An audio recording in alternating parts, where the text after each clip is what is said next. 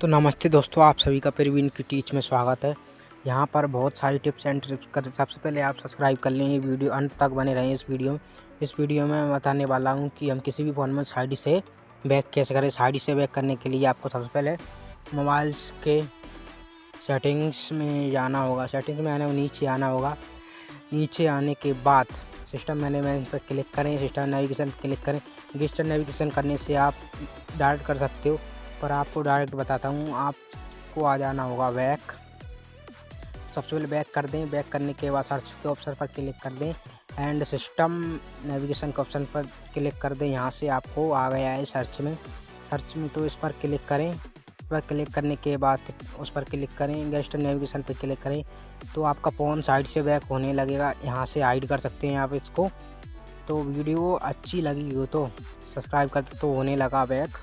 अच्छी वीडियोस के लिए